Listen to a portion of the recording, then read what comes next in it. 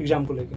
देखो मैं pre pass के होना है, निकाल देना है इस बार, डर नहीं, लगता एक्चुअल था? में नहीं, ऐसा एक सच बताऊं मैं कि मैं इतनी बार फेल हुआ हूं, मैं इतनी बार फेल हुआ हूं कि मेरे अंदर का डर खत्म हो गया था। मतलब मैंने कभी मैंने जब फर्स्ट अटेम्प्ट दिया है, आज अगर देखा जाए तो कोई गलत तो नहीं, लेकिन देखो आज आप बरसात देख रहे हो, आपने वो तपन कहाँ देखी जो मैंने महसूस की थी। देखो इन 14-15 वर्षों में मेरी जिंदगी में क्या उतार चढ़ाव आए, क्या स्थितियां कभी कितनी भयानक हुई। पर जब मैं मुखर्जी नगर आया तो मुखर्जी नगर में इंस्टीट्यूट नहीं चलते थे, टीचर चलते थे।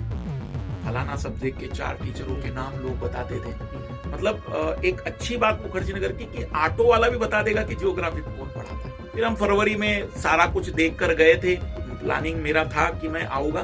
तो मेरे साथ जो मेरा फ्रेंड था जयेश, उसने कहा था कि मैं भी आ जाऊंगा, उसका पीएचडी कंप्लीट होने वाला था, वो पीएचडी में एनरोल करने। Hi everyone, welcome to Studency. ये पॉडकास्ट की सीरीज चल रही है, आप लोग का काफ़ी प्यार आ रहा है। कमेंट आ रहा था मधुकर सर के पॉडकास्ट के लिए, आपके पॉडकास्ट के लिए काफ़ी बच्चे बहुत बहुत वेट कर रहे धन्यवाद। मैं चाहूंगा कि वो सारे सवाल जो जिज्ञासाएं मन में हो वो सॉल्व हो जाए, और जो भी हमारी तरफ से मदद हो सकती है वो पूरी तरह से हो, तो ज्यादा मजा आ जाएगा। ओके, सबसे पहले सर इसमें कुछ कॉमन क्वेश्चन ये थे कि 2025 का अभी प्री पास हुआ है, 26 और 27 के लिए कंप्लीट रोड मैप हम कवर करेंगे, जिसमें ऑप्शनल, उनकी जीएस के paper, current affair, CSAT की दिक्कतें, हिंदी इंग्लिश मीडियम की डिफ़िकल्टीज, उन सारे ऊपर बात करेंगे। उससे पहले सर आप एक बेसिक हो जाए आपके तैयारी के ऊपर कि जब आपने अपनी यूपीएससी की जर्नी की स्टार्ट की थी, वो कौन सा मोमेंट था कि आपको इस यूपीएससी की जर्नी की तरफ आना पड़ा? एक्चुअल में मैं ऑलरेडी मतलब ठीक ठाक टीचर था बोटनी का और केमिस्ट्री का। मैं इंदौर में बोटनी और केमिस्ट्री एक कॉम्पिटिटिव एग्जाम की तैयारी कराते थे। उस समय नीट नहीं होता था, उस समय हम कहते थे पीएमटी और सीपीएमटी या सीबीएसई पीएमटी होता था, और आईआईटी जेई नाम का एग्जाम होता था। तो मैं काफी बेटर तरीके से पैसा कमा रहा था। तो एक व्यक्ति थे, उन्होंने कहा कि उम्र थोड़ी कम थी, मतलब मैं कहूंगा कि मेरी उस समय उम्र होगी 22 या आसपास, और उस समय मुझे लगभग 9 लाख का पैकेज था। अच्छा, तो ग्रेजुएशन हो गई होगी? नहीं, ग्रेजुएशन अभी कंप्लीट भी नहीं हुई थी, मैं सेकंड ईयर में, थर्ड ईयर में था उस समय में। अच्छा। तो 2008 में मुझे उन्होंने कहा कि आपको इतना पैसे कमाने की जल्दी क्या है। तो मुझे थोड़ा अटपटा लगा, मैंने कहा भाई जल्दी क्या है, पैसा तो कभी भी कमाते हैं, मतलब ऐसा कुछ जल्दी और लेट थोड़ी होता है। तो उन्होंने कहा कि आपके पास टैलेंट है, आपके पास अच्छा चीजें हैं, और आप यूपीएससी जैसे एग्जाम को क्यों नहीं तैयारी करते हैं। तो रियल फैक्ट है कि मुझे सच में नहीं पता था कि यूपीएससी मतलब उसमें क्या होता है, किस तरीके की तैयारी होती है, क्या चीजें रहेगी। सुने थे आप? मतलब हमारे स्कूल में एक बार खबर आई थी कि कोई व्यक्ति आईएएस बना है, तो मुझे वो आईएएस भी नहीं पता था। आईएएस जैसे सुनने में आ जाता है कि बोलचाल में ए गायब भी हो जाता है। तो बस एक हल्का पुल्का सा था कि हाँ भाई कैसा कुछ होता होगा, बाकी यूपीएससी तो मुझे ये नहीं पता था कि एक इंस्टीट्यूट है। तो फाइनली मेरे मन में हुआ कि सच में एक बार बात तो करते। तो अपने मित्रों से मैंने बातचीत की, तो हमारा एक फ्रेंड है वो इसमें थोड़ा सा एक्टिव था, उसने कहा कि एक इंस्टीट्यूट है, मतलब ये तैयारी एग्जाम करवाते हैं अलग अलग जॉब के लिए। तो मैंने कहा भाई देखो क्या कौन सी जॉब है, मतलब सरकारी जॉब भी मतलब मेरे माइंडसेट में कभी थी नहीं, पर फिर भी मुझे एक जिज्ञासा हुई कि भाई कौन सी ऐसी एग्जाम है जिसके बारे में लोग इतना ज्यादा मतलब कौतूहल से पूछते हैं, सुनते हैं। तो मैंने सबसे पहले हम 4 फ्रेंड्स आए थे, दिल्ली में निजामुद्दीन उतरे थे हम लोग, और पहाड़गंज में एक होटल में 2 दिन का कमरा लिया था, 2 कमरे लिए थे हम लोगों ने, और वहां से बस में बैठा था मैं, और पहली बार मुखर्जी नगर आया था। मतलब मुखर्जी नगर जब हम फर्स्ट टाइम आए थे तो लगभग 1.5 घंटे लगे। हमें ऐसा लगा कि बस वाला हमें कहीं उल्लू तो नहीं बना रहा, इतने टाइम तक कोई बस चलती है 1.5 घंटे, और 10 रुपए का ही बिल टिकट लिया था उस समय, 10 का ही था।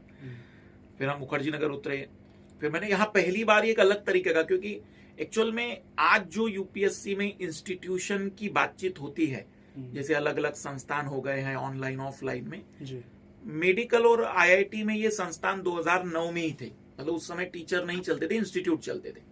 बट जब मैं मुखर्जी नगर आया तो मुखर्जी नगर में इंस्टीट्यूट नहीं चलते थे, टीचर चलते थे। फलाना सब्जेक्ट के 4 टीचरों के नाम लोग बताते थे। मतलब एक अच्छी बात मुखर्जी नगर की कि ऑटो वाला भी बता देगा कि जियोग्राफी कौन पढ़ाता है। आपको बता दिया जाएगा कि इकोनॉमी में किसका अच्छा इकोनॉमी चल रहा है। मुखर्जी नगर की वो मतलब आबो हवा में ऐसा कह सकता हूं कि अलग ही था। टीचर का एक जो प्रभुत्व था यहाँ पर वो मुझे बहुत अट्रैक्टिव लगा।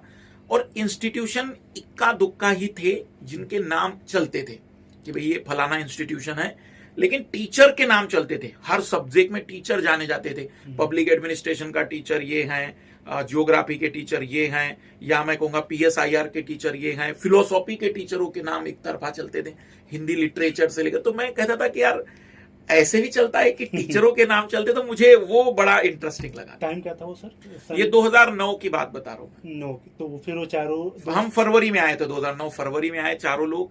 फिर हमने इंक्वायरी की और फिर मुझे एक इंस्टीट्यूट के नोट्स मिले। एक्चुअली हमारे समय में मेडिकल के क्या होता था कि मेडिकल के किसी भी संस्थान के नोट्स नहीं मिलते थे, और हम मानते थे कि नोट्स मिल जाना मतलब बहुत बड़ी बात है उस जमाने में। तो यहाँ तो मुखर्जी नगर में फोटोकॉपी ऐसी ओपनली बिक रही थी। तो एक साधारण सी शायद 150 रुपए की फोटोकॉपी होगी, उसने पहचान लिया कि मैं नया नया सा व्यक्ति हूँ। 900 रुपए में दी थी उसने मुझे। मतलब वो 2 फोटोकॉपी जो बड़े मुश्किल से 300 रुपए में बिकनी चाहिए थी, लेकिन मैं जिस उत्साह से उसको मांगा कि यार यहाँ तो इंस्टीट्यूट की डायरेक्ट नोट्स मिल रहे हैं, तो फिर हाँ मतलब मुझे क्लास की क्या जरूरत है जब नोट्स मिल जा रहे हैं। तो मैंने वो 900 रुपए में खरीदे और उसमें मैं खुश था कि चलो पढ़ेंगे, कुछ तो देखेंगे। फिर हम फरवरी में सारा कुछ देख कर गए थे। प्लानिंग मेरा था कि मैं आऊंगा, तो मेरे साथ जो मेरा फ्रेंड था जयेश, उसने कहा था कि मैं भी आ जाऊंगा। उसका PhD कंप्लीट होने वाला था, वो PhD में एनरोल करने वाला था। तो दोस्तों, वीडियो कंटिन्यू करने से पहले आपके साथ कुछ इन्फॉर्मेशन शेयर करना चाहूँगा। अगर आप घर से UPSC की स्टडी मटेरियल मंगवाना चाहते हैं, जैसे कोई GS का नोट्स वगैरह हो, या फिर टेस्ट सीरीज, या फिर ऑप्शनल के नोट, तो डिस्क्रिप्शन में मैंने लिंक दिया है, पिन कमेंट में लिंक दिया है। जब आप उस पर क्लिक करोगे तो ये KGM स्टडी वेबसाइट इस तरह से कुछ खुल के आएगी आपके सामने, जहाँ पे कलेक्शन वाला जो ऑप्शन है, इसमें कई सारे सेक्शन अलग अलग है। जैसे GS के नोट्स हुए, उसमें विजन, बाजीराम रवि के, दृष्टि के, PW ओनली एस के अलग अलग नोट्स हैं। जैसे आप उस नोट्स वाले सेगमेंट को खोलोगे तो ये सारे नोट्स आपको यहाँ पे दिख जाएंगे। वहीं दूसरे कलेक्शन में ऑप्शनल के नोट्स हैं, उसको जब आप क्लिक करोगे तो यहाँ पे आपके ऑप्शनल दिख जाएंगे। तो इसमें से जो भी ऑप्शनल आपका होगा, यहाँ से घर बैठे आप मंगा सकते हैं। सेम उसी तरह के अलग अलग सेगमेंट आपको यहाँ पे दिख रहे होंगे। UPSC मेंस का स्टडी मटेरियल, करंट अफेयर का, UPSC test series, UPSC prelims के नोट्स, ठीक है, RO UPSC की बुक्स। तो इसमें बहुत सारी अलग अलग सेगमेंट है। तो किसी एक बुक को मैं परचेज करके दिखाता हूँ, सेम प्रोसेस आपको लगेगा। कोई भी आप बुकलेट या टेस्ट सीरीज वगैरह मंगाते हो या फिर ऑप्शनल मंगाते हो, तो आइए एक बुक को करके देखते हैं। जैसे इसमें कई सारी बुक हैं, तो मधुकर सर की बुक को हम देखते हैं। मधुकर सर की बुक यहाँ पे दिख रही है आपको, CSAT की। इसको ओपन किया। कोई भी आप अपने बुकलेट या GS के नोट्स वगैरह मंगा सकते हैं सेम प्रोसेस से। तो आप नीचे स्क्रॉल करोगे तो यहाँ पे बाय इट नाउ आएगा। बाय इट नाउ पे क्लिक करना। वहाँ पे क्लिक करने के बाद ये इंटरफेस खुलेगा। यहाँ पे अपना ईमेल ID या फोन नंबर डाल के नाम, एड्रेस, पिन कोड डालोगे आप। तो यहाँ पे नीचे पेमेंट का 2 ऑप्शन आता है, प्रीपेड का और COD का। प्रीपेड मतलब इसी टाइम आपको पेमेंट करना होता है। COD मतलब जब आपके घर पे पार्सल पहुंचता है तब आप पे करते हो, उसको COD बोलते हैं, ठीक है। नीचे आप जब आते हो तो 449 रुपये आपको दिख रहा है। ये 449 तब आपको देना जब आप प्रीपेड करते हो, लेकिन आप COD करोगे ना तो इसमें चार्ज थोड़ा सा ज़्यादा लगता है आपका, ठीक है। तो मैं आपको रिकमेंड करूँगा कि इस वेबसाइट से आप इजीली आप प्रीपेड करके अपने वो जो एक्स्ट्रा चार्ज लगेंगे उसको बचा सकते हो। अगर दिल्ली के आसपास आप हो तो 1 से 2 दिन में डिलीवरी हो जाती है। दिल्ली से थोड़े दूर हो तो 4 से 6 दिन मैक्सिमम आपके पार्सल आपका पहुंच जाता है, और कोई वो हॉलीडे वगैरह होता है तो उसको छोड़ के। तो यहाँ से आप कुछ भी मंगा सकते हो, GS के नोट्स, ऑप्शनल, मेंस के notes, current affair, test series, prelims के नोट, कुछ भी। ये जो वेबसाइट का लिंक है मैं डिस्क्रिप्शन बॉक्स और पिन कमेंट दोनों में दे दिया हूँ। वहाँ से आप जाके इस वेबसाइट पर आके देख सकते हो और अपने हिसाब से अपने स्टडी मटेरियल को मंगा सकते हो। ओके। तो मई में मैंने रिजाइन करने के लिए मैसेज किया मेरे जो डायरेक्टर थे कि मैं जाना चाह रहा हूँ। उन्होंने भी मुझे बहुत समझाया कि इतनी बढ़िया जॉब है, सब कुछ तो बेस्ट चल रहा है, अब तैयारी करके ऐसी कौन सी बड़ी नौकरी मिलेगी उधर। 22 साल। हाँ, और उस समय 22 साल की एज, और उसका पेरेंट्स बहुत टेंशन में थे खास करके, क्योंकि अच्छी जॉब थी, बहुत बढ़िया जॉब थी। और BSc में मैं था, 3rd ईयर में अभी था, और उसी में मैं ठीक ठाक अर्निंग में आ गया था। तो एक्चुअल में मैंने यहाँ पर भी इंटरव्यू दिया था, द्वारिका में, आकाश में। अच्छा। तो वहां पर भी मेरा हो गया था। तो मैंने कहा कि अगर मुझे जॉब करनी होगी तो दिल्ली में कर लूंगा। तो ट्राई करने में क्या दिक्कत है। तो भयानक गर्मी में मैं आया था, लगभग जून का पहला वीक था। पूरे मतलब गांव से, मैं तब उस समय गांव में रहता था, तो सुबह की ट्रेन थी 7 बजे की, मुझे याद है। और एक टेम्पो किया था, मतलब वो जो ऑटो नहीं होता है आजकल, जो मैजिक कहते हैं, बड़ा ऑटो होता है, बड़ा वाला जो ऑटो। तो मतलब विक्रम। घर से निकला था मैं कि ऐसा भी घर वाले, गांव वाले कह रहे थे कि लड़का दिल्ली जा रहा है। अच्छा। तो बहुत वो अलग ही दौर था। सब लोग कह रहे थे पेरेंट्स से कि लड़के को ऐसा क्या हो गया, सब बढ़िया चल रहा था। तो वो गर्मी में मैं जब दिल्ली आया था, और मेरा फ्रेंड जो आने वाला था मेरे साथ, वो बोले कि अभी 1-1.5 महीने बाद आऊंगा। अच्छा। तो मैं वो 1200 किलोमीटर अकेले फर्स्ट टाइम दिल्ली में जब मैं आया, कोई मुझे पहचानता नहीं, कोई परिचय नहीं। मतलब यहां तक कि सिवाय लैंडलॉर्ड जिनसे मैंने कमरा लिया था, उनके अलावा मैं किसी को नहीं जानता था। लैंडलॉर्ड शुरुआत में काफी इंप्रेस हुए थे मुझसे, इतनी बड़ी नौकरी छोड़ के आया था मैं, तो उन्होंने मुझे बहुत मदद की थी शुरुआत में, सामान लेने से लेकर सब जगह पर। और मेरा थोड़ा कम्युनिकेशन स्किल अच्छा था, तो जल्दी मैं जोड़ लेता था लोगों को। ओके सर, ये आज का माहौल कैसा है सर? जो वो मुखर्जी नगर में पहली बार आप आए, सिर्फ लैंडलॉर्ड जान रहा था, आज लाखों बच्चे आपको समझ रहे हैं, जान रहे हैं, प्यार करते हैं, क्या लगता है, क्या अचीवमेंट समझ में आती है आपको? नहीं, देखो, ये वास्तविक रूप में जो हम आज के दौर की बात करें तो निश्चित ही बहुत बहुत ज्यादा रिस्पेक्ट लोगों ने दिया, बहुत प्रेम लोगों ने दिया। बच्चे यहाँ का, मैं जो मेरा फर्स्ट बैच बताऊं, जब मैंने स्टूडेंट के बाद एजुकेशन में शुरुआत की यहाँ पर, तो रियल में मेरी उम्र उनसे कम थी, लेकिन जिनको मैं पढ़ा रहा था। पर मुझे खुशी किस बात की है कि जो स्टूडेंट हैं उन्होंने कभी मुझे ये महसूस नहीं किया, करने दिया कि मैं छोटा हूं उनसे। और एक कॉन्फिडेंस मेरे अंदर वो खुद ही लेकर आए कि सर आप पढ़ा सकते, बहुत बढ़िया पढ़ा सकते हैं, और आप जिस तरीके से पढ़ा रहे हैं वो अपने आप में सच में अच्छा है। मतलब मैं कहूंगा कि मैं अपने सारे विद्यार्थियों को ज्यादा धन्यवाद देना चाहूंगा कि उन्होंने जिस तरीके से मुझे इनकरेज किया या मोटिवेट किया। मुझे लगता है कि यहां तक की पूरी जर्नी में अगर सबसे ज्यादा कोई योगदान है तो वो मेरे स्टूडेंट्स का ही है, क्योंकि उन्होंने मुझे कभी नेगेटिव नहीं लिया। कभी जैसे मान लो कि ऐसा नहीं कि पढ़ाते समय गलतियां नहीं हुई होगी, गलतियां सबसे होती है, मुझसे भी हुई होगी, लेकिन उन्होंने उस चीज को इग्नोर करते हुए मुझे कुछ जगहों पर बताया कि नहीं सर, यहां शायद ऐसी बात भी तो हो सकती थी। तो ये मुझे वो मेडिकल और आईआईटी वाली फील्ड में नहीं मिला था, क्योंकि वहां एक्चुअल में बच्चे उतनी उम्र के नहीं होते हैं, मेच्योरिटी उतनी रहती है। लेकिन इंटर मतलब वो 11-12 के बच्चे होते हैं। लेकिन यहाँ के जो स्टूडेंट हैं, मतलब मैं उनका सच में शुक्रगुजार हूं। मैं अपने 2011-12 के बैच अगर याद करूं तो मुझे सच में उन बच्चों की बारे में सोचता हूं कि मैं कितना एग्रेसिव होता था, लेकिन वो मेरा फिर भी एग्रेशन झेलते थे, मेरा डर झेलते थे। और कभी भी मुझे कभी ऐसा, मतलब एक बार भी नहीं हुआ यूपीएससी की जर्नी में कि कोई स्टूडेंट आकर मुझे बोल कर गया हो कि सर आप जानते नहीं कि मैं कौन हूं। मतलब ये रियल फैक्ट है कि कभी ऐसा हुआ नहीं। कभी क्लास के अंदर वाद विवाद, मतलब थोड़ा सा संवाद हुए होंगे, लेकिन कभी इस तरीके की हरकत नहीं हुई जैसे कि कई टीचर मुझे बताते हैं कि भाई ऐसा होता है, वैसा होता है। और सबसे अद्भुत बात बताऊं कि मैंने एसएससी भी 1 साल पढ़ाया है, और जिसमें बड़ी संख्या में हरियाणा के विद्यार्थी थे। यकीन मानो कि कोई बैच ऐसा नहीं मिला मुझे हरियाणा के बच्चों का भी जिसमें कोई बच्चा इस तरीके की उद्दंडता करे कि टीचर की न सुने। मैंने वहां भी देखा कि बच्चे के मन में वो रिस्पेक्ट और फियर होता है यदि टीचर रियल में अपनी जिम्मेदारी पूरी कर रहा हो। तो मैं सच में अगर पूरे 2009 से लेकर 2025 की जर्नी में किसी का शुक्रगुजार हूं तो वो है विद्यार्थी, केवल विद्यार्थी।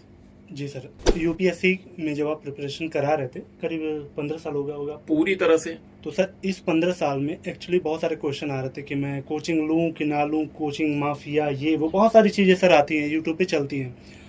वास्तव में आप इस 15 साल में यूपीएससी की कोचिंग में क्या देख रहे हैं?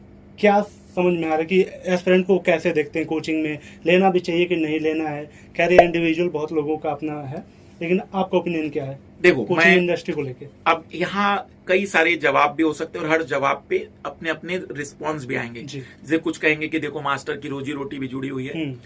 देखो रियलिटी में मैंने जब मेडिकल पढ़ाया, मैंने जब आईआईटी वालों को पढ़ाया, मतलब आपको शायद ये सुनकर अचरज होगा कि मुझे लगता है भारत में मैं इकलौता टीचर होगा जिसने नीट को पढ़ाया, जिसने जेई को पढ़ाया, जिसने कैट को पढ़ाया, जिसने यूपीएससी को पढ़ाया, जिसने यूपीएससी सिविल सर्विस के बच्चों को पढ़ाया, मैंने हवलदारों का भी एक बैच लिया है पूरा बकायदा, जो हवलदार की प्रिपरेशन कर रहे हैं। मैंने एसएससी का बिल्कुल कई बैच, लगभग 57 बैच एसएससी वालों के कंप्लीट कराए हैं।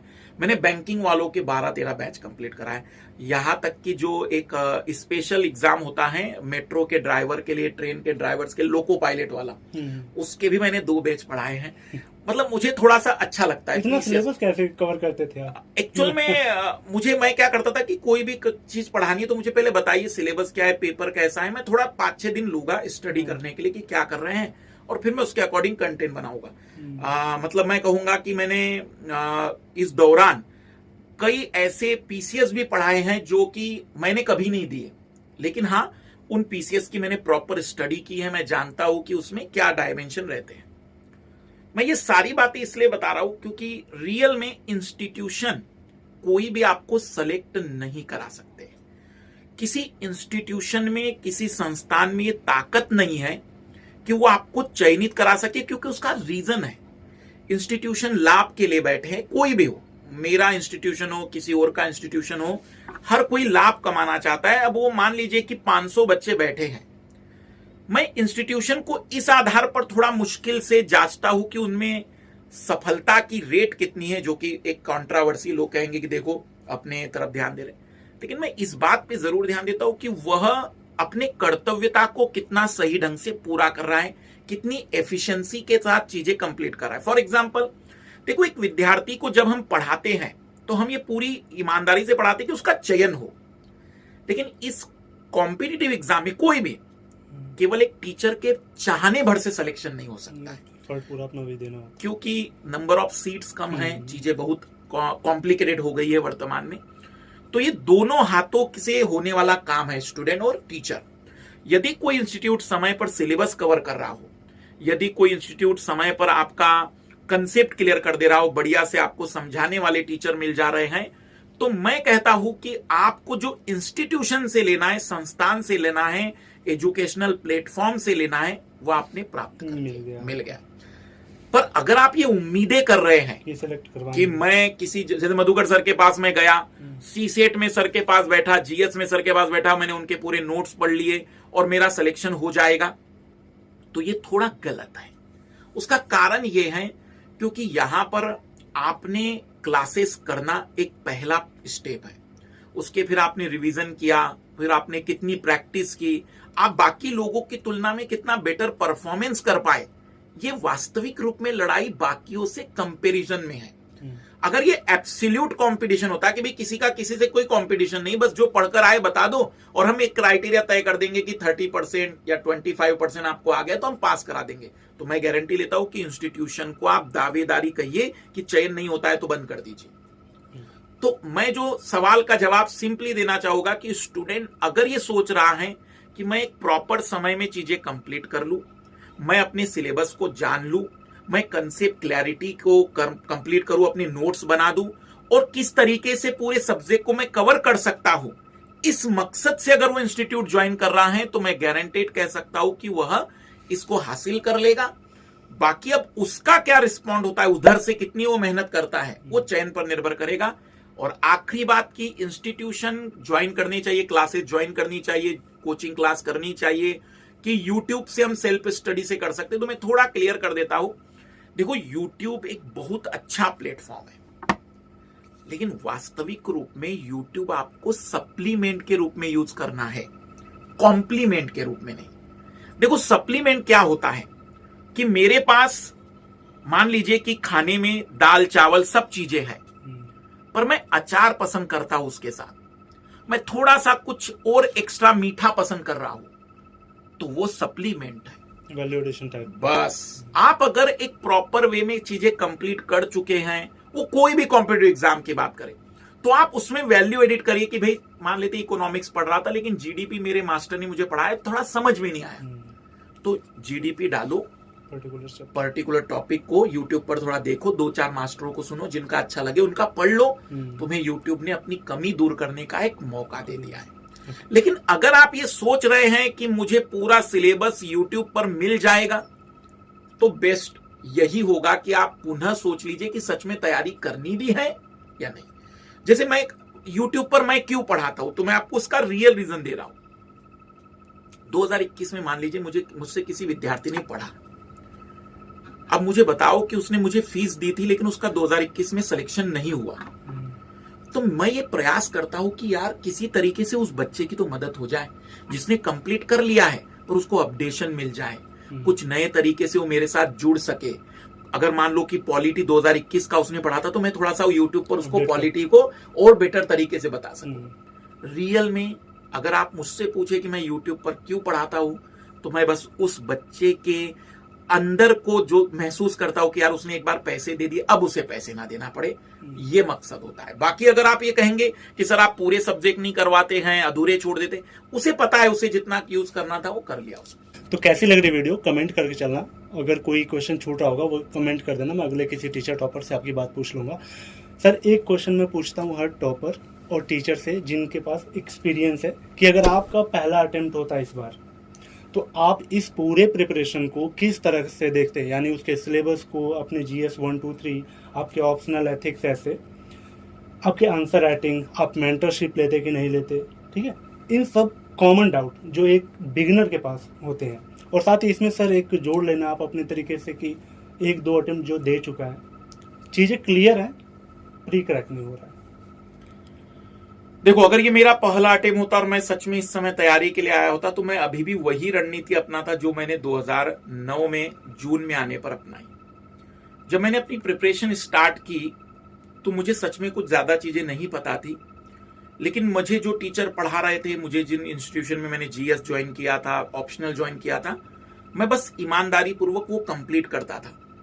मैंने अपने पहले प्रयास में केमिस्ट्री जैसे सब्जेक्ट से प्रीलिम्स क्वालिफाई किया है, जिसमें लगभग सारे लोग मुझे मना करते थे, पर मैंने अपने टीचर पर बिलीव किया कि उन्होंने कहा नहीं तुम्हारा केमिस्ट्री अच्छा है, क्योंकि जिनसे ऑप्शनल कर रहा था केमिस्ट्री, ने कहा कि बिल्कुल रिलैक्स रहो, हो जाएगा। मैंने सबसे पहले अपनी सिलेबस को कंप्लीट करने पर ज्यादा ध्यान दिया। लगभग दिसंबर के आसपास मैंने अपना अधिकतर सिलेबस कंप्लीट कर लिया था, और जनवरी से मैं याद करने लग गया था, मैं चीजों को रटने लग गया था। एक इसमें सर ये ऐड करना चाहूंगा, जो आपने बोला कि सिलेबस कवर सबसे पहले क्या सिलेबस को कवर करने का एक फॉर्मेट होता है क्या कोई, कि आप पहले इस सेगमेंट का सिलेबस स्टार्ट करो, थोड़ा इजी हो जाएगा करने में, जैसे पेपर 2 का कर लो या पेपर।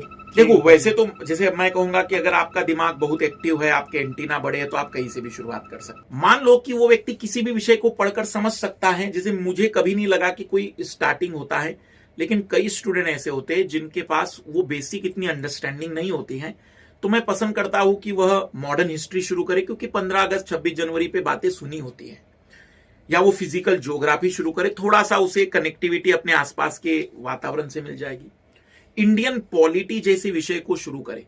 हाँ, वो इकोनॉमिक्स से स्टार्ट ना करे, थोड़ा सा मैं मना करता हूं, क्योंकि उसमें थोड़ा जटिलता ज्यादा हो जाती है, पर यदि वो विद्यार्थी अच्छा है तो कहीं से भी शुरू कर सकता है। दूसरी बड़ी बात, एक बार में आप 2 विषय मिनिमम लेकर चलिए, और मैं तो कहता हूं कि शुरुआत जब करें ना, तो महीने भर 2 विषय लीजिए, फिर तो 3-3 लेकर कंप्लीट करते चलिए। देखो, सिलेबस जिस दिन कंप्लीट होगा, जिस दिन का मतलब ऐसा कोई नहीं होता है कि कंप्लीट हो गया, किसी का कंप्लीट नहीं होता, लेकिन सिलेबस का मतलब बता दे रहा हूं। Polity, geography, modern history, IR, economics, ecology, environment, science, technology, ये सब्जेक्ट आपने कंप्लीट कर ली, तो आप मोटा मोटा सिलेबस कंप्लीट कर चुके हैं। फिर आप रिवीजन करना शुरू करते हैं, याद करना शुरू करते हैं। स्टूडेंट, पहली बात यह कि 100 में से केवल 15 बच्चे ऐसे होते हैं जो इस सिलेबस को प्रॉपर कंप्लीट कर पाते हैं।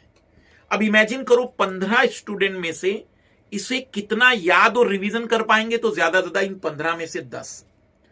इन 10 में से मात्र 5 स्टूडेंट ऐसे होंगे जो प्रैक्टिस करेंगे, मॉक टेस्ट देंगे और अंतिम क्षण तक लड़ते रहेंगे। लड़ाई केवल इन 5 की है, और इन 5 में से 2 का गारंटेड सिलेक्शन है यूपीएससी में, और बचे हुए 3 का गारंटेड सिलेक्शन है किसी न किसी एग्जाम में।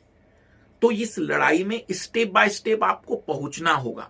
तो यदि मैं पहला अटेम्प्ट दे रहा हूं, तो मैं सिंपल सी बात कहूंगा, पहले सिलेबस जो मैंने मेन पॉइंट बताए, ज्यादा से ज्यादा उसको याद और रिवीजन करना, और जो तीसरा सबसे इंपॉर्टेंट पॉइंट है, प्रैक्टिस करना, जिसकी आदत जरूरी है, जिस तरीके का पेपर आ रहा है।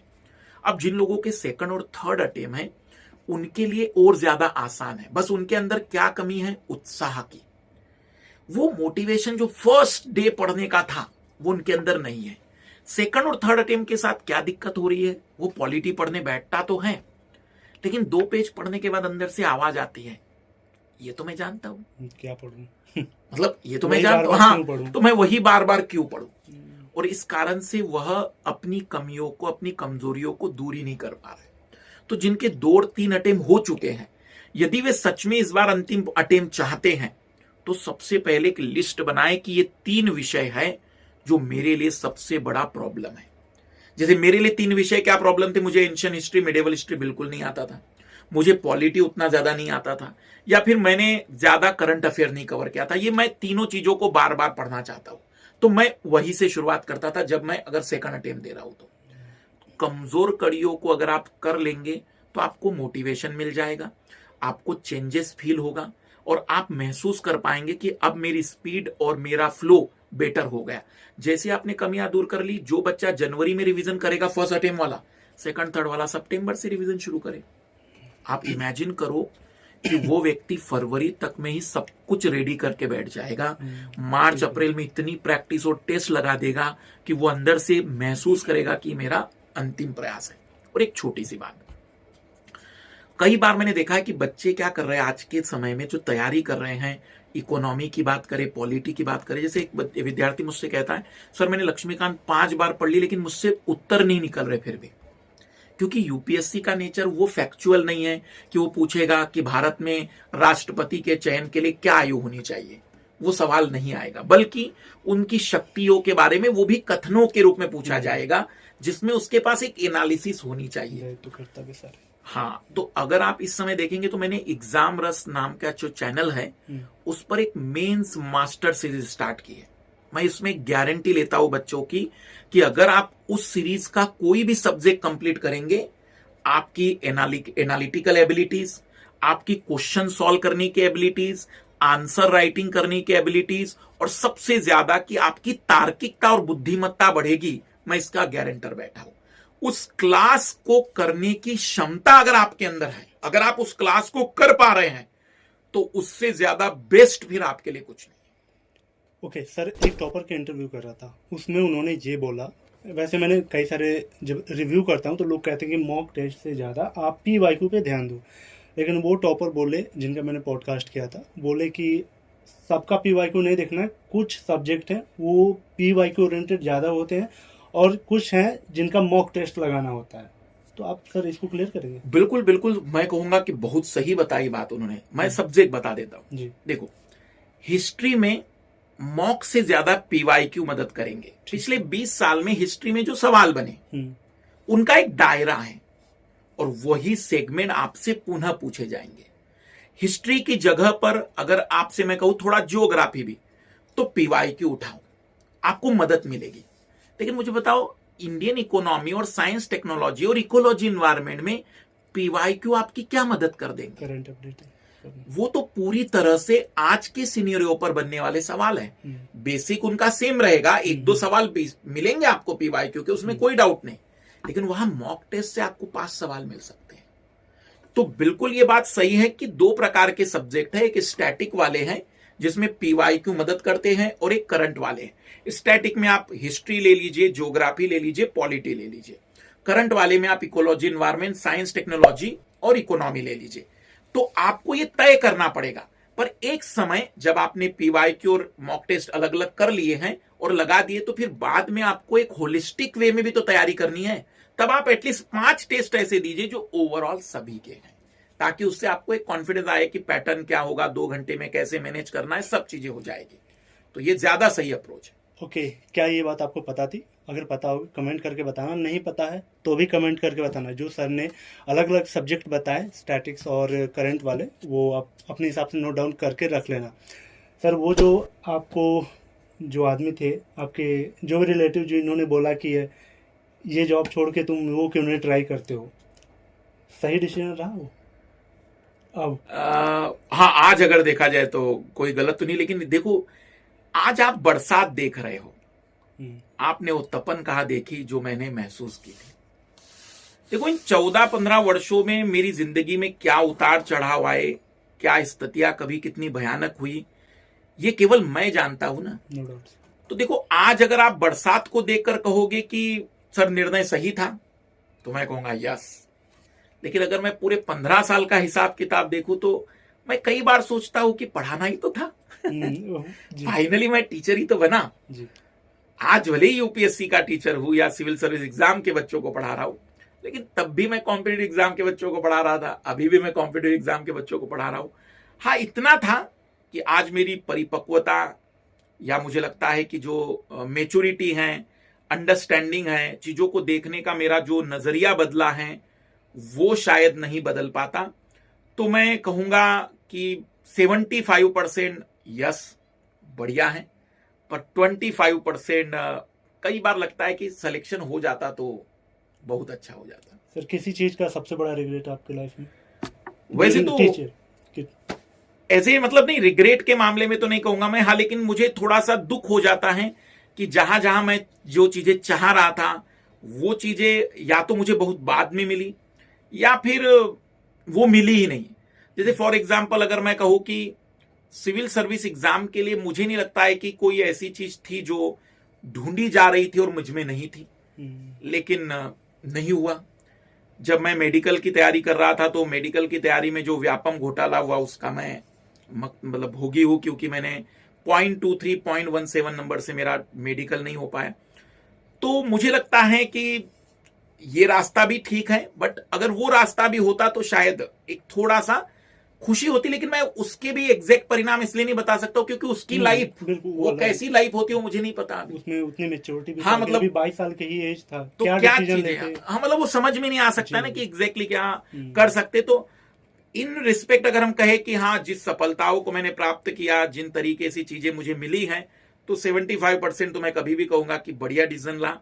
लेकिन ऑब्वियसली इस पूरे उतार चढ़ाव में कभी ऐसा भी समय आया है कि चीजें बहुत वर्स्ट भी हुई है। सर, आप अपने माइंड सेट एक बार बताइए, जब आप एग्जाम हॉल में कोई ऐसी घटना, जब भी आप प्री देने गए हैं, क्या अप्रोच होती थी, क्या सोचते थे? मेंस में अपीयर हुए थे तो क्या माइंड सेट होता था मधुकर सर का एग्जाम को लेकर? देखो, मैं प्री पास के होना है, निकाल देना है इस बार, नहीं, एक्चुअल में नहीं। ऐसा एक सच बताऊं मैं कि मैं इतनी बार फेल हुआ हूं, कि मेरे अंदर का डर खत्म हो गया था। मतलब मैंने कभी मैंने जब फर्स्ट अटेम्प्ट दिया है 22 मई को मेरे ब्रदर की शादी थी, रियल ब्रदर की, और 23 मई को एग्जाम था। आप अभी भी चेक कर सकते हैं, 2010 प्रीलिम्स का एग्जाम। 22 मई को मैं नासिक में शादी कंप्लीट हुई थी, तो रात में 11:30 बजे ट्रेन में बैठा था। सोचिए कि पिछले 4-5 दिन से कागज पेन हाथ नहीं लगाए हैं, और मैं सुबह 5:30 बजे ट्रेन में जो साफ सफाई वाले आते उन्होंने उठाया था। मेरे साथ एक मित्र था, मेरा फ्रेंड था, कि क्योंकि कोई ना कोई तो साथ में होना चाहिए। तो मुंबई सेंटर था, तो हम 5:30 बजे उठे, सेंटर 9 बजे था। उस समय जीएस का पेपर और ऑप्शनल का पेपर होता था। ऑप्शनल मेरा केमिस्ट्री था। तो हम सेंटर पर पहुंचे, तो जीएस का पेपर रियल में उस साल कहा जाता है कि सबसे कठिन आया था उसके अकॉर्डिंग। आज के अकॉर्डिंग तो बहुत कठिन हो गया, मतलब मान लो, क्योंकि वो तो बहुत इजी पेपर है, आज का तो बहुत कठिन पेपर है रियलिटी में। तो 150 क्वेश्चनों में से मात्र कट ऑफ कितना गया होगा जीएस का? मात्र 33 क्वेश्चंस का।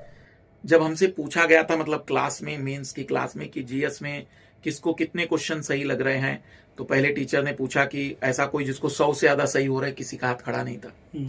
फिर किसी ने पूछा किसी को लग रहा है कि उसके प्रश्न 80 से ज्यादा सही होंगे, किसी का हाथ खड़ा नहीं था। फिर किसी ने पूछा 60 से ज्यादा सही वाले, तो मैंने हाथ खड़ा किया। अब मेरी वेशभूषा ऐसी थी तो सभी लोगों ने डाउटफुली देखा कि भाई मतलब यहाँ लोगों के 15 क्वेश्चन सही नहीं हो रहे और ये 60 क्वेश्चन। उसका कारण है क्योंकि रियलिटी में इस 150 क्वेश्चनों में 22-25 क्वेश्चन मैथ्स रीजनिंग के आते थे। उस समय 20 क्वेश्चन जनरल साइंस के आते थे, और ज्योग्राफी मेरा ऑप्शनल था, तो उसमें से 15-16 क्वेश्चन आते थे। बाकी मैंने जितना पढ़ा था, लूसेंट से लेकर बाकी चीजें जो मैंने याद की थी, क्लासेज जो की थी, उनसे लगभग 15-20 क्वेश्चन, मैंने लगभग 85 क्वेश्चन अटेम्प्ट किए थे और 60 क्वेश्चन सही हुए थे। तो मैं जब पेपर में बैठा तो ये सोचकर नहीं बैठा था कि मैं कितने सही करूंगा और कितने गलत। मैं तो बस कर रहा हूं कि भाई जितने हो सकते हैं। अब जो इसके लिए चौथा अटेम्प्ट होगा उसको फील हो रहा होगा कि यार ये तो पेपर बहुत कठिन आया है, तो शायद वो रुका होगा। पर मैं थोड़ी रुका, मैं तो लगाते ही जा रहा हूं जितने हल होते जा रहे हैं। तो मैंने 85 तक अटेम्प्ट किए थे।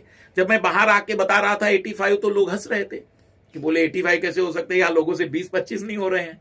तो मेरे लिए वैसी चीज रही। फिर जब हम केमिस्ट्री का पेपर देने गए, वो पेपर ने मुझे डर पैदा किया था। उसका कारण है, केमिस्ट्री में मुझे ईगो सा था। ईगो मतलब देखो बीएससी नहीं, मैं केमिस्ट्री में आपको यकीन मानो कि क्लेडन, फिनार, ये बहुत बड़े बड़े राइटर हैं। मलिक तुली मदान, इनकी किताब दिल्ली यूनिवर्सिटी में चलती है। ऐसी कई किताबें मैंने पढ़ी है केमिस्ट्री में, जो कि कोई व्यक्ति पीएचडी के समय पढ़ता है। और मुझे गुरूर होता था केमिस्ट्री में, ऑर्गेनिक केमिस्ट्री का, क्योंकि ऑर्गेनिक केमिस्ट्री में देखो आपको इतने ज्यादा इफेक्ट होते हैं ना कि इलेक्ट्रॉन कहां से कहां जाएगा, दिमाग हिल जाता था। लेकिन उस समय मैं उसको बहुत अच्छे से हैंडल करके बच्चों को पढ़ाता था। रेजोनेंस की घटना कहो या फिर केमिस्ट्री में जो अलग अलग प्रकार के इफेक्ट होते थे, अब तो मुझे नाम भी याद नहीं रहे उन प्रभावों के। मेरी आज भी सबसे ज्यादा नोट्स, अगर मेरे पास पुराने नोट्स पड़े हैं तो केमिस्ट्री में 12-13 कॉपियां होगी, इतना मैं केमिस्ट्री पढ़ता था। तो एक गुरूर था मुझे कि केमिस्ट्री में कौन मुझे हरा पाएगा, मतलब है ना, एक उस उम्र में होता ही है, कॉन्फिडेंस रहता है, कॉन्फिडेंस, मतलब केमिस्ट्री में क्या हाथ लगाएगा कोई हमें। पर उस पेपर को देखकर मेरी हालत खराब हो गई थी, और 120 में से मैं शायद 60 क्वेश्चन ही कर पाया था। लेकिन उस बार केमिस्ट्री का पेपर सच में कठिन आया था, ऐसा बाकी लोगों ने मुझे बताया, तो कट ऑफ निकल गया था। ओके सर, कोई यूपीएससी के प्रिपरेशन को सेल्फ स्टडी से क्रैक करना चाह रहा हो और सोच रहा हो कि मेरा एक मेंटर हो मेरे साथ में, मुझे फीस अफोर्ड मैं नहीं कर पाऊंगा या बड़े शहर में नहीं जा पाऊंगा, तो क्या सेल्फ स्टडी से एक मेंटर के साथ में आप क्रैक कर सकते हैं फर्स्ट अटेम्प्ट में? हाँ, ये हो सकता है। अगर मेंटर है साथ में और आपको मेंटर ये गाइड कर रहा हो कि आप कौन सी कक्षाएं यूट्यूब पर देखो, मतलब वो ऐसा मेंटर होना चाहिए जिसके पास यूट्यूब के बारे में एक अच्छी जानकारी है कि फलाना मास्टर से ये सब्जेक्ट है, फलाना मास्टर से ये सब्जेक्ट कर लो, और उन्होंने पूरा देखा हुआ है, उनके पास स्टोर है, सारी चीजें अरेंज्ड हैं, तो उसे मेंटर कहेंगे। अब कोई मेंटर अगर आपसे कहे कि भाई लक्ष्मीकांत पढ़ लो, पॉलिटी हो जाएगा, तो ये नहीं होता। ये तो ऐसी बात हुई कि कल के दिन फिर मैं ओलंपिक वालों को ट्रेन करना शुरू कर दूंगा कि तेज दौड़ो, तुम्हारा ओलंपिक में पहला रैंक आ जाएगा। तो देखो, एक्चुअल में ये बताना पड़ेगा ना टेक्निकली कि भाई किस तरीके से अपनी रफ्तार बढ़ा सकते हैं, क्या आपका एंगल होना चाहिए दौड़ते समय, आपने अपने प्रोटीन में कौन सी प्रोटीन डाइट लेनी चाहिए। ये इसीलिए तो मैंने क्लास ज्वाइन की थी उनकी। वही विशेषज्ञता यहां भी मेंटर्स की होनी चाहिए, वो ये समझा सके कि देखो किसी क्लास को कैसे फ्लो में कंप्लीट करना है। पहले सेल्फ स्टडी का यहां रियल मतलब मैं बता देता हूं। कई बार सेल्फ स्टडी में लोगों में भ्रम है, टॉपर्स आजकल सेल्फ स्टडी कहते हैं। तो मैं थोड़ी छोटी सी बात यह बताना चाहूंगा कि सेल्फ स्टडी टॉपर की क्या थी और आप क्या सोच रहे हो। टॉपर सेल्फ स्टडी का मतलब यह लेता है, मान लीजिए कि एक स्टूडेंट है जिसने 2019 में मुझसे कक्षाएं ली, 2019 से लेकर 20 तक वो मेरा एक स्टूडेंट रहा जिसने पूरा नोट्स वोट सब बना दिया। मान लेते 21 में सिलेक्शन पीटी नहीं निकला, 22 में पीटी निकला पर इंटरव्यू में नहीं हुआ, 23 में उसने पीटी निकाल ही नहीं पाया, और 24 में उसका फाइनली सिलेक्शन हुआ। लेकिन उसने इन 4 वर्षों में कोई क्लास नहीं की थी। अब मुझे सच सच बताओ, वो टॉपर आपको क्या कहेगा कि मैंने क्लासेस की थी? ऑब्वियसली वो यही कहेगा ना कि मैंने सेल्फ स्टडी से किया है, क्योंकि रियल में उसने पिछले 4 वर्षों से क्लास नहीं, मदद ली, यूट्यूब पर कुछ मदद ली है, कुछ किताबों की मदद ली, क्योंकि उसने पढ़ लिया था कि क्या पढ़ना और क्या नहीं, वो सब हो चुका है उसका। तो टॉपर की सेल्फ स्टडी का मतलब है क्लासेस के बाद मैंने जो एफर्ट लगाया वो एफर्ट सेल्फ स्टडी है। पर स्टूडेंट के अकॉर्डिंग सेल्फ स्टडी क्या हो जा रही है कि कोचिंग ना जाऊं, घर पे बैठना है, घर पे बैठूं। 12-13 किताबें उसने लाई है, स्पेक्ट्रम खरीद ली है, नितिन सिंघानिया ले ली है, लक्ष्मीकांत उसके पास है, एनसीईआरटी उसके पास है, वो डेली पढ़ रहा है और नोट्स बना रहा है।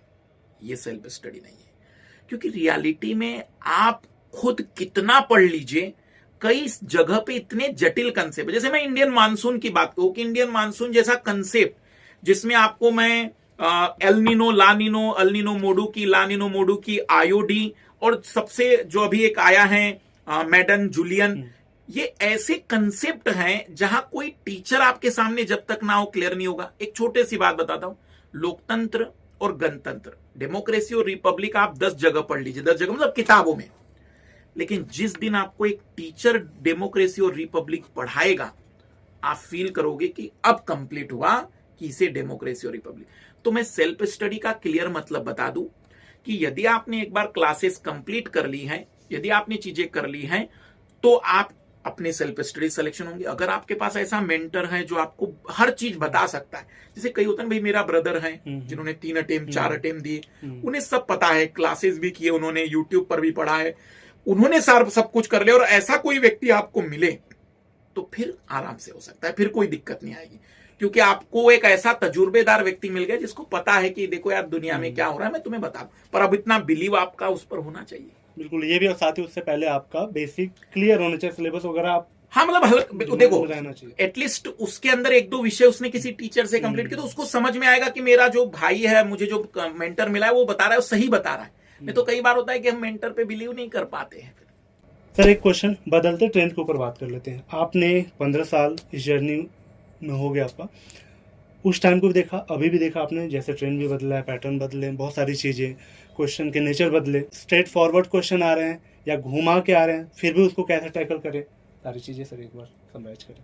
देखो, मैं थोड़ा इसको कॉम्प्रिहेंसिव वे में एक्सप्लेन करता हूँ, थोड़ा टाइम भले लगे। सबसे पहले सिमिलैरिटीज क्या है। देखो, पहले भी सिलेक्शन जो हार्डवर्क करते थे उनका होता था, आज भी हार्डवर्क वाले का हो रहा है। हम जब तैयारी करते थे तब भी उन्हीं का सिलेक्शन होता था, जो प्रॉपर सिलेबस कवर करते थे, प्रॉपर रिवीजन करते थे, प्रैक्टिस करते थे, आज भी उनका ही हो रहा है। तो बेसिक है ही, ये सारी चीजें, ऐसा कुछ नहीं कि बहुत चेंजेस आए, हाँ, लेकिन चेंजेस आए हैं नेचर में, चेंजेस आया है उसके स्वरूप में, उसके फॉर्म में। जैसे मैं आपको बताऊं कि 2010 का पेपर हो सकता है थोड़ा कठिन हो, लेकिन 2009 का पेपर उठाओ, 150 क्वेश्चन देखो, आपको मजा आ जाएगा। आज का स्टूडेंट कहेगा मैं गारंटेड सिलेक्शन दिला सकता हूं। उसका कारण है क्योंकि पहले 2009 तक में फिक्स्ड होता था कि पहले से लेकर 15 क्वेश्चन हिस्ट्री के होंगे, और हिस्ट्री के वो सवाल आपको बिल्कुल क्लियर दिखेंगे। जैसे महात्मा गांधी को महात्मा की उपाधि किसने दी, सीधा सवाल था। या 1800 जो स्वदेशी आंदोलन था वो किस कारण से उत्पन्न हुआ था, एक 4 ऑप्शनों में मिल जाएगा। तो आपको एक फीलिंग आएगा कि अरे अगर मैंने ढंग से पढ़ लिया तो मैं तो हो जाएगा। लेकिन इस समय आप ढंग से पढ़ लेंगे तब भी नहीं होगा। तो फिर बड़ी चीज है कि बदला क्या है। देखो, बदलाव क्या हुआ है, अब विद्यार्थियों के पास विकल्प है। पहले चैट जीपीटी था क्या, पहले यूट्यूब था क्या, क्या पहले स्टूडेंट के पास अपनी किताब और थोड़ा बहुत टीचर के अलावा कोई और एक्स्ट्रा सोर्स था क्या? तो जब आपके पास जब विकल्प बढ़ गए हैं चीजों को बेटर करने के, तो एग्जामिनर भी तो अपने आप को अपग्रेड करेगा। रिसोर्स जिस तरीके से बढ़े हैं, वो डाउट है कि क्या ग्रामीण क्षेत्र में वो सारी चीजें पहुंच पाई है जितना कि शहर के व्यक्ति के पास पहुंचा है। तो ऑब्वियसली वो तो एक डिजिटल डिवाइड रहेगा ही। तो इस समय यदि आप बदलाव के अकॉर्डिंग तैयारी करना चाह रहे हैं, तो सबसे पहला बदलाव आप अपनी तैयारी में करिए। तैयारी मतलब आपको अब केवल और केवल किसी टॉपिक को पढ़ने के बाद अगर कोई पॉइंट समझ में नहीं आ रहा है, कोई कंसेप्ट समझ में नहीं आ रहा है, तो अब आप चैट जीपीटी से पूछे कि भी इसका सरल रूप बताओ, क्या बोलना चाह रहा है मास्टर। आप गूगल थोड़ा सा करो, थोड़ा एक्स्ट्रा वर्क करना पड़ेगा। क्यों? क्योंकि बाकी कर रहे हैं। रियल में एक रिलेटिव कंपटीशन है ना भाई, बाकी लोग कर रहे हैं तो मैं नहीं करूंगा तो मैं पिछड़ जाऊंगा, मतलब जो लोग कर रहे हैं वो सेलेक्ट होते जा रहे हैं। दूसरा, वो विषय जो पहले आपके पास एक भरोसा क्रिएट कर देते थे कि यार जिसने पॉलिटी पढ़ लिया, जिसने हिस्ट्री पढ़ लिया, जिसने ज्योग्राफी कर लिया ना 2009 में, वो पीटी फेल ही नहीं होता था। पर अब जिसने इकोनॉमी नहीं किया कंप्लीट, उसने साइंस टेक्नोलॉजी नहीं किया, जिसने इकोलॉजी एनवायरमेंट नहीं किया, उसके लिए 100 सवालों में 50 सवाल तक पहुंचना बहुत मुश्किल हो जाएगा। इसका मतलब पहले मैं कुछ विषयों पर निर्भर रहकर सिलेक्शन ले सकता था, लेकिन अब सब कुछ करना पड़ेगा। हाँ, ये जरूर कह सकता हूं, थोड़ा सा कम और थोड़ा सा ज्यादा, लेकिन मैं किसी को कंप्लीट नहीं छोड़ सकता। और इस समय सी सेट का पैटर्न, सी सेट का लेवल जिस तरीके से एनहांस हुआ है, अगर स्टूडेंट अपनी तैयारी को नहीं कर पा रहा है एनहांस, तो मैं दावे के साथ कह रहा हूं यूपीएससी आपकी आयु भी खाएगी, आपके अटेम्प्ट भी ले जाएगी और आपके जीवन में दुख लेकर आएगी। अगर आप रियल तैयारी करना चाह रहे हैं तो या तो अपने आप को बता दीजिए कि मुझे सीसेट अच्छी ताकत से करना होगा। आईआईटी बैकग्राउंड भी हो तब भी सीसेट पढ़ना होता है। जैसे मैं आपको बताऊं कि कैट की तैयारी जब कोई करता है तो वो ये नहीं सोचता है कि मैं तो आईआईटी से पढ़कर आया, वो करता ही है। वही मेंटालिटी अब यहां चाहिए। अब आप ये नहीं कह सकते कि मैं मेडिकल बैकग्राउंड का हूं, इंजीनियरिंग बैकग्राउंड का हूं या कॉमर्स बैकग्राउंड का हूं तो मुझे वो सब्जेक्ट करना चाहिए या नहीं। इस समय आप किसी भी बैकग्राउंड के हो, आपको तैयारी के लिए टीचर की जरूरत या एक एक्सपर्ट की जरूरत पड़ेगी ही, जो आपको उस विषय में वर्तमान के अकॉर्डिंग तैयारी कराएगा। तो मेरी रिक्वेस्ट है कि 3 बड़े बदलाव कीजिए, होलिस्टिक वे में चीजों को कवर कीजिए, किसी चीज को आप छोड़िए नहीं, किसी को थोड़ा कम और ज्यादा आप कर सकते हैं। दूसरा, थोड़ा अप्रोच डेप्थ वाला रखिए, कंसेप्ट को अच्छे से क्लियर करिए, नोट्स अच्छे से बनाइए, और जो मैंने आपको बताया कि मेंस मास्टर सीरीज जैसी तैयारी करिए। और जो तीसरा, जो सबसे बड़ा चैलेंज आ रहा है सी सेट, आप इससे डरिए नहीं, लड़िए। और अगर आप अभी भी लड़ नहीं सकते हैं तो यकीन मानिए, मैं भले ही बुरा लगे, मत करिए तैयारी। जिंदगी बगैर तैयारी के भी बेटर है। लास्ट क्वेश्चन सर, सब्जेक्ट के रोटेशन और रिवीजन के ऊपर। देखो, कई स्टूडेंट के सवाल ये आ रहे हैं मेरे पास भी कि सर मैं जब तैयारी कर रहा हूं, सब्जेक्ट कंप्लीट कर रहा हूं, तो रिवीजन का टाइम नहीं मिल पा रहा है।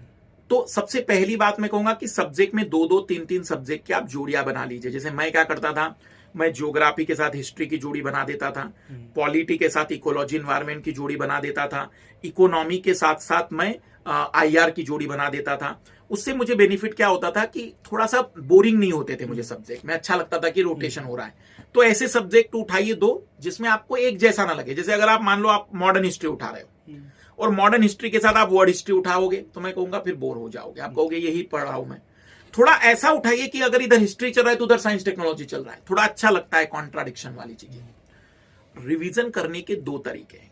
पहला, आप वीकली रिवीजन करिए, संडे के दिन पूरी तरह से सप्ताह में क्या क्या पढ़ा है उसको याद करिए। ये वर्तमान के जो लोग होते हैं ना, जिनसे सहन नहीं होता, सर रिवीजन नहीं हो रहा, उन लोगों पर मेरे जैसे लोग जो होते थे, 2 तरीके के मतलब लोग होते जो परमानेंसी में आगे बढ़ते। एक तो आप 3 महीने तक पूरी तैयारी करिए, फिर उसके बाद 10-15 दिन का गैप लेकर पूरा याद कर लीजिए। और तीसरे मेरे जैसे होते, जब तक कि पूरा सिलेबस रेडी ना हो जाए, सिलेबस मतलब एटलीस्ट भाई 80%, 70% फील ना हो, तब तक मैं याद नहीं करूंगा। पहले मैं पढ़ूंगा जो अधूरा है, जो इनकम्प्लीट है, जिसके नोट्स अधूरे हैं, पहले मैं उसको तो पढ़ लूं। फिर उसके बाद जैसे ही मुझे लगेगा कि अब तो चीजें हो गई, अब सेकंड स्टेप आएंगे रिवीजन। तो 3 तरीके के रिवीजन हैं जिनके अंदर आवाजें आती रहती है, सर रिवीजन नहीं, संडे करो। जिनको लगता है कि नहीं सर ठीक चल रहा है, कोई दिक्कत नहीं है, 3-3 महीने में जैसे क्वार्टरली एग्जाम होती थी, हाफ ईयरली एग्जाम होती थी, वैसा कर लो।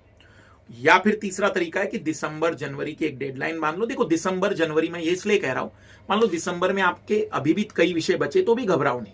अब जो 5-6 विषय, 4 विषय हो गए हैं, उसको रिवीजन करना शुरू करो और बाकी को पढ़ना शुरू करो। 2 हिस्सों में तैयारी डिवाइड कर दो, एक में अपना कंसेप्ट चल रहा है, एक में रिवीजन चल रहा है। फरवरी आते आते फिर एक ही सब्जेक्ट बचेगा, रिवीजन के 3 सब्जेक्ट हो जाएंगे।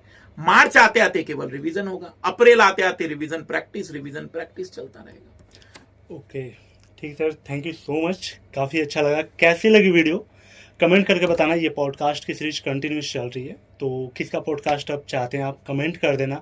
कोई क्वेश्चन छूटा होगा वो कमेंट कर देना, मैं अगले किसी टॉपर टीचर से पूछ लूँगा। अगर चैनल पे पहली बार हैं, साथ ही सिविल सर्विस की तैयारी करते हैं तो चैनल से जुड़ सकते हैं। सर लास्ट कुछ बात, जो एस्पिरेंट इस एग्ज़ाम को एग्ज़ाम जैसा ही समझे। फाइनली अगर मैं सिंपल सी बात कहूँ कि अगर सच में आप इस परीक्षा को देना चाहते हैं या कोई भी कॉम्पिटिटिव एग्जाम देना चाहते हैं, तो कंसिस्टेंसी, अपनी 100% ईमानदारी, और सबसे ज्यादा जरूरी हर दिन का अपना वादा पूरा करना। अगर ये 3 चीजें आप कंप्लीट करते हैं तो दुनिया की कोई भी चीज आप अचीव कर सकते हैं। बाकी इस चैनल पर हमारे और भी वीडियो जब आते रहेंगे तो आपको जानकारी मिलती रहेगी। तब तक के लिए सभी को best of luck. Share, like और कमेंट्स बताने ना पड़े, ये अपने आप हो जाए। सभी को बेस्ट ऑफ लक। बाय, धन्यवाद। Thank you so much sir, thank you so much.